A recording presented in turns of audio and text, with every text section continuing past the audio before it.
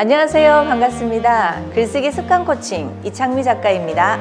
오늘의 주제는 왜 글쓰기를 하는가입니다. 글쓰기는 요즘 시대의 생존 조건이에요. 필수적인 요소이죠. 글을 쓰는 이유는 사람마다 제각기 다를 것입니다. 저 같은 경우에는요, 글은 연습장이었습니다. 인생을 연습장에 낙서하듯 써내려가는 낙서장이기도 하였고요. 아픔을 토해내며 힐링하는 연습장이기도 했어요. 목적이 있어 처음부터 글을 썼던 것은 아니었습니다. 누구에게 말로 하지 못하는 비밀스러운 내 삶을 그대로 펼치는 낙서에 불과했으니까요.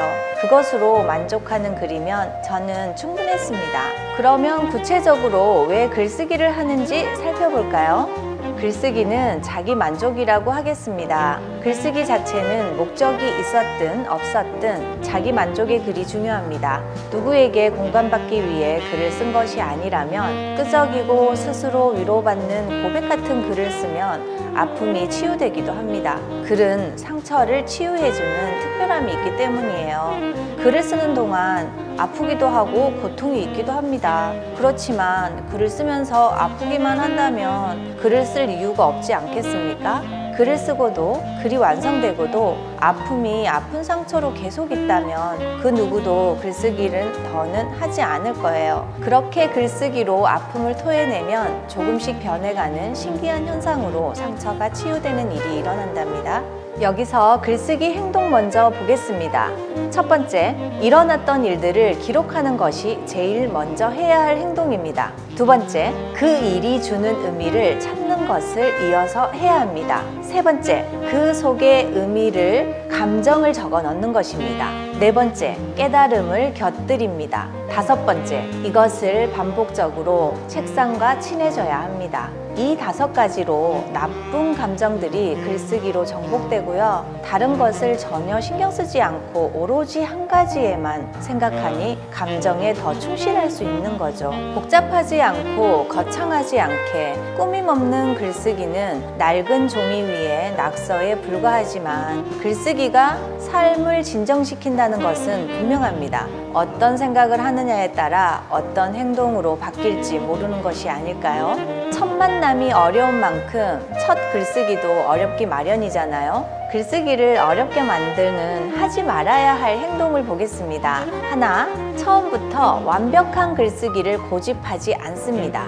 하나, 글재주가 없어서 문장이 서툴러서 못 쓴다고 하지 않습니다. 하나, 글을 써야 한다는 강박관념에 사로잡히지 않습니다. 하나, 계속 써야 한다는 의무감으로 쓰지 않습니다. 이것을 지키지 않으면 마음에 들지 않는 글을 쓰고 맙니다. 억지로 쓴 글과 여유 있게 쓴 글은 분명 글로 완성됐을 때 다르죠. 자신이 만족한다면 그것만큼 좋은 글이 또 어디 있겠습니까? 이렇게 생각하고 쓴다면 글쓰기가 두려워서 한 글자도 적지 못하지는 않습니다.